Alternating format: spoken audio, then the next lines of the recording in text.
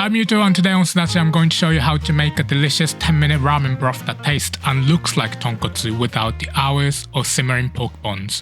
Let's get started. First, you need a saucepan. Add 320 ml of water, 2 tablespoons of Chinese style bouillon granules, 1 teaspoon of dashi granules, 1 tablespoon of lard, 2 teaspoons of grated garlic, 2 teaspoons of oyster sauce, 2 teaspoons of soy sauce, and 320 ml of unsweetened soy milk. Turn the heat on low and just warm it up to your desired serving temperature, and make sure not to let it boil. If the temperature gets too high, it could curdle. Mix it continuously to make sure it heats up evenly and also doesn't form a skin. I'm using a flat edge silicone spatula because it allows me to scrape the bottom of the pan more efficiently than a wooden spoon or something like that. Once bubbles start to appear around the edges, you can take it off the heat. Now that my broth is ready already, I'm going to cook my homemade ramen noodles. If you want to make your own ramen noodles, please check out my video. These homemade ramen only take a minute to cook, so I cook them after my broth is ready, but if your noodles take longer, you might want to cook them at the same time. While the noodles cook, I'll show what toppings I'm using today.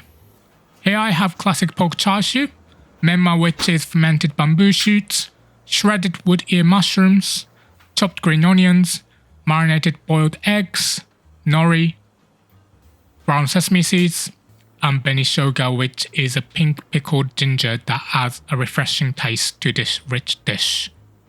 I have recipes for most of these ingredients on my blog, so if you're interested in making ramen completely from scratch, please check them out. The links are in the description. Okay, my noodles are ready, so let's drain them and place them in a bowl. Now let's add the broth. I add about 2 ladles per portion, so this recipe is enough for about 3 people.